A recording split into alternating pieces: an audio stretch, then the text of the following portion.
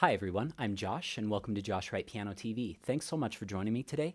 Today I want to discuss something for the beginners that are on this channel. I realize most of the concepts that I go over might seem way over a lot of people's heads because we go over a lot of really difficult repertoire, and I never want to alienate the beginners and make them feel like this is too much, because all these concepts that I'm sharing in these advanced videos can be translated back to the beginner level.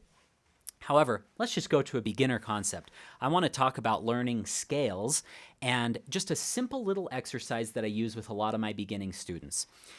And that is isolating the crosses. Okay, so this is a very basic video, but you advanced pianists don't need to click out of this because I've actually found a lot of benefit from something in this even lately. And I'll share what that is. So we'll take a C major scale. Okay, I'm feeling a nice legato between my fingers, so as soon as this note plays, the previous note releases. And let's take 2 octaves. Okay? I want you to just isolate the cross, okay? So we're gonna go extra slow on the notes that don't have a cross on that note, and we'll go fast on the cross.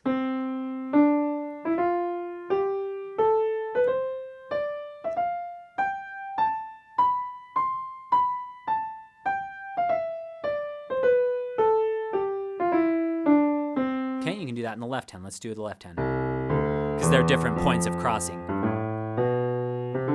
You can even pause before if you want, like that. Or no pause.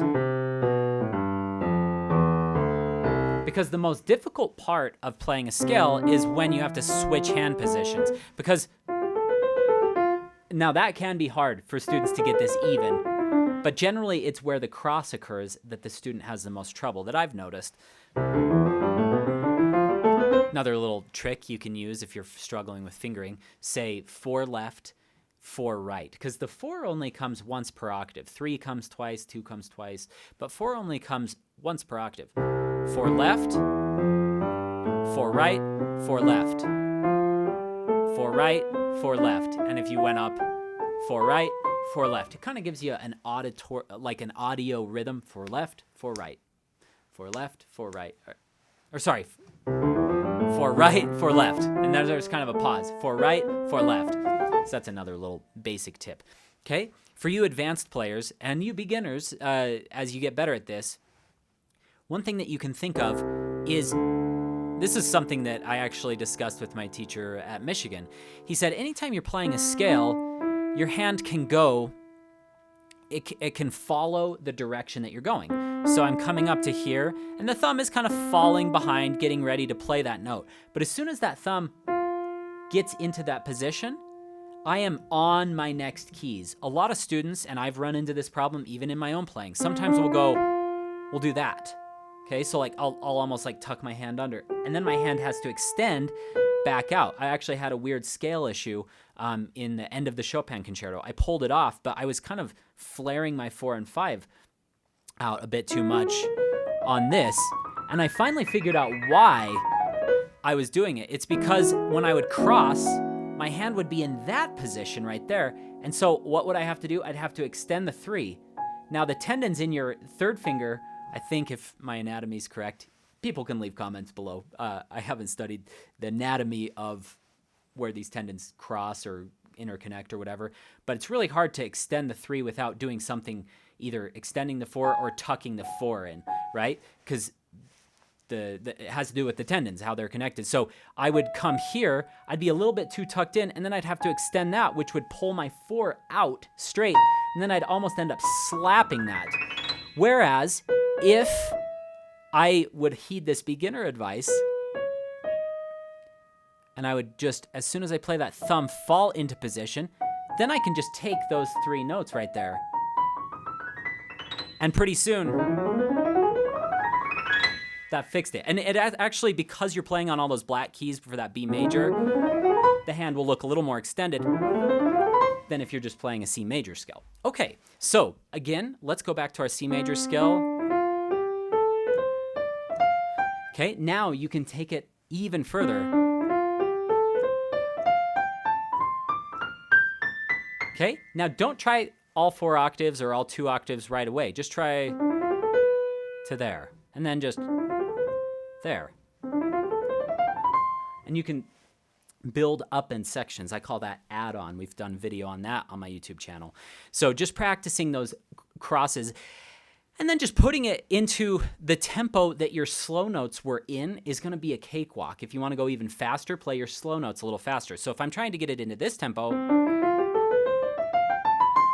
okay, you would go, let's see, sorry. Takes a little bit of focus. It can be a little brain teaser. Okay, and that will help you get into that because the slowest you went was on those slow notes, and that is what you're matching. You don't want to do this. I see a lot of students do this. They'll go,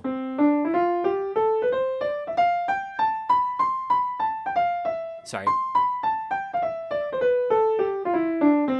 And then they'll go, and they'll have all sorts of tension. Okay, so you want your slow notes to be in the final tempo, and then you want the crosses to be even faster. So as you're getting faster, you could even just take little impulses. You go there.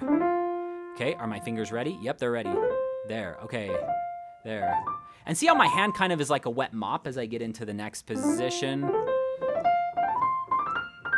That's how you gain a lot of speed in piano. Okay, and then coming down's easier. Going up in the left hand's easier. Coming down is a little bit harder than hands together. Okay, but those little concepts of just doing the isolating of crosses can really help to improve the speed at which you progress. I hope that's been helpful. I'll try to do more beginner tutorials. I know there's a big demand for them on this channel, and I definitely don't do enough of them. So thanks for your patience as I embark on that new endeavor that I hope I can honor. If any of you have any questions, my email is josh@joshwrightpiano.com. If you'd like to go even deeper than this channel goes over with concepts and repertoire and various technique strategies, I have a couple of paid courses. Helps to support this channel and also helps to support my family so I can keep making these videos. One of the courses is called Pro Practice. That goes over repertoire and exercises. The other one is a miniature series called the VIP Masterclass series, which goes over specific questions that members write in. And we have a large variety of level with members. Some are beginners, some are really advanced professional pianists. So there's a huge variety. Each of those courses has over 400 tutorials in them to date, and they keep getting bigger each month. So if you'd like to check those out, I'll leave some links in the description below.